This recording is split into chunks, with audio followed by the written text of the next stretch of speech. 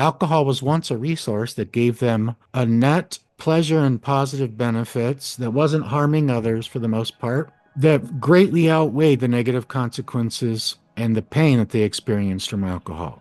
Unless alcohol makes you black out and run naked the first time or get sick the first time, a lot of people, unless you have an unpleasant experience, so most people's first experience of alcohol is somewhat pleasant or very pleasant. Some people don't have a pleasant experience, but I'd say more often than not, alcohol becomes a resource for that person's life, for making their life better in their own subjective, physical, psychological, and or social ways. But the person that is addicted to it, the only thing that happened was they just kept using it to an extent. And it just so happens that now the negative consequences probably outweigh and the pain outweigh the positive benefits and pleasure. And now it's an exhausted resource, but their brain and their body and their emotions are still addicted to it. And then it's everywhere, like we've discussed, and celebrated and legal and pretty affordable. So it is not a moral issue whatsoever. A health issue. Alcohol addiction is a health issue. It's a public health issue. It's a public health epidemic. It's a world public health epidemic. It is sugar and alcohol are sugar's the world's most addicted drug, most abused drug, and has done the most damage to kids and adults, followed by alcohol. In a future society, 10 years from now or 100 years from now or somewhere between there or possibly sooner, but I doubt it, the future humans, if we don't blow ourselves up or some other crazy extinction event that we cause or just something else causes, I don't think future humans are going to be addicted to sugar and addicted to alcohol. I don't even think they're going to be available, most likely. Adam says, I agree. Rewiring is the most difficult stage and where I usually get stuck. Yeah, it really is. And I mean, the mainstream even conditions that it's a permanent phase, that you're just permanently in recovery till death do you and this disorder or disease apart.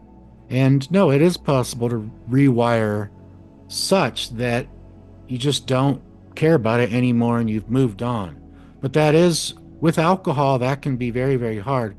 I had an easier time doing it, I think, because I rewired my alcohol addiction almost instantly by replacing it with opioid addiction.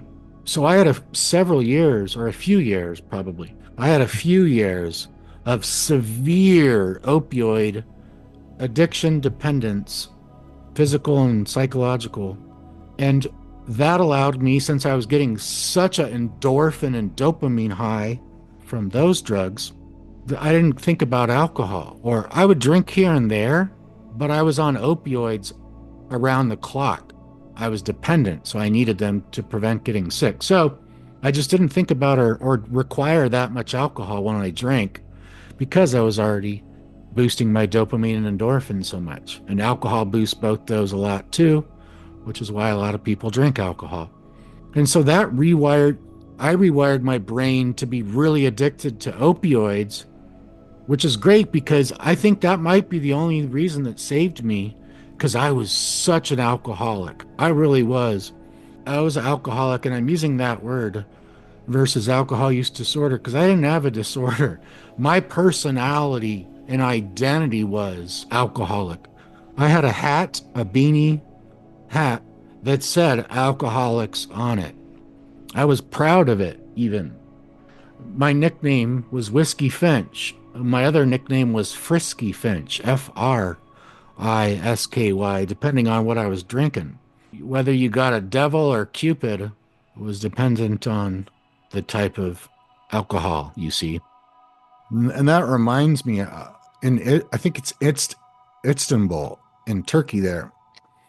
They've had in the year 2025, or maybe it was, yeah, in the year 2024 and so far into 2025, they've had so many extra overdose deaths and complications from other problems where they're drinking this bootleg alcohol, this methanol, that is just so strong.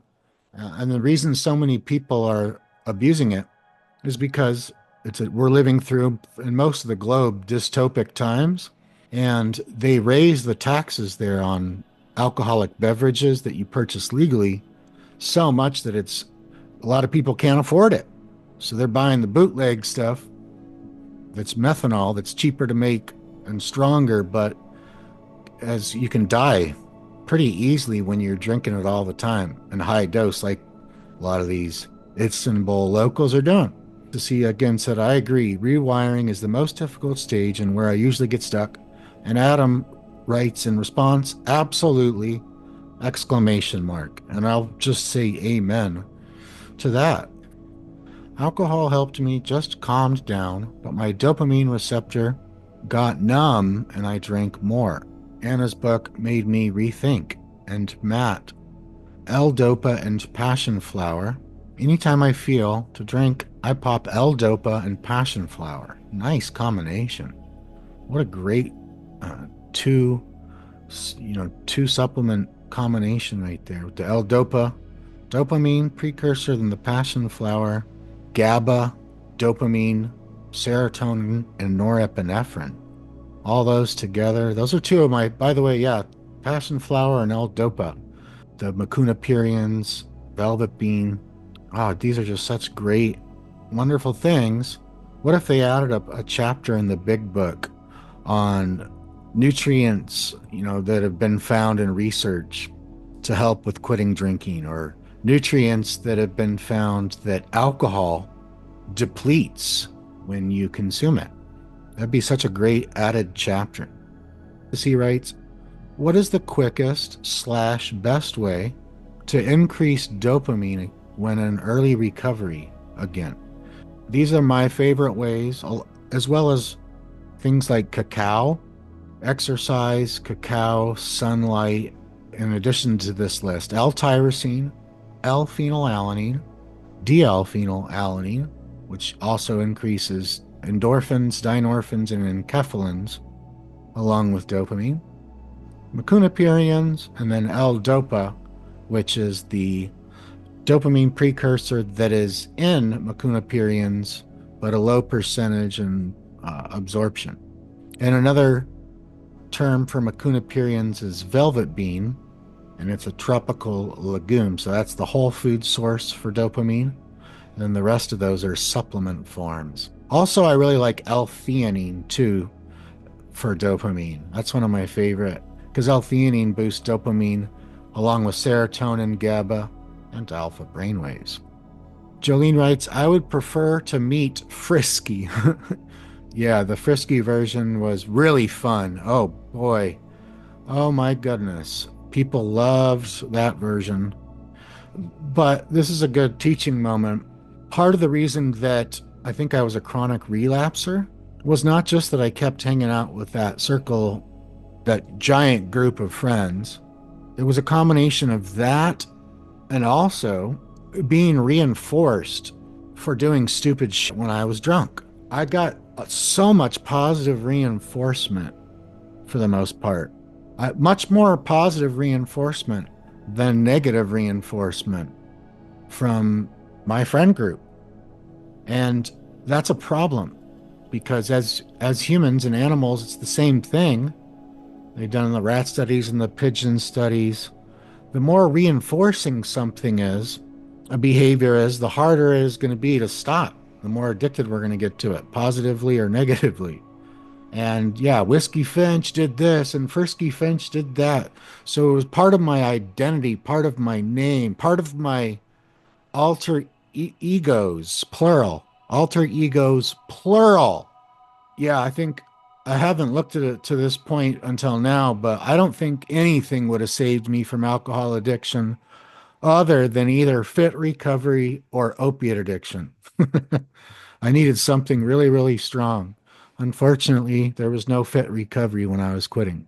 When I first moved to Norwich, New York, population 7,000 in the year 2007, at the date of October 27th, one of the first places I started to drink was called the Tavern. I drank at the Tavern, Broad Street Tavern, the Tavern, and then Beatles And then there was this other place that I can't remember the name, the Ontario. The Ontario was a hotel on the upstairs and a bar in one part of the downstairs and a restaurant in one part. And this was called the Ontario, but it was not in Ontario, Canada. It was in Norwich, upstate New York. And my friend Leah was a bartender there.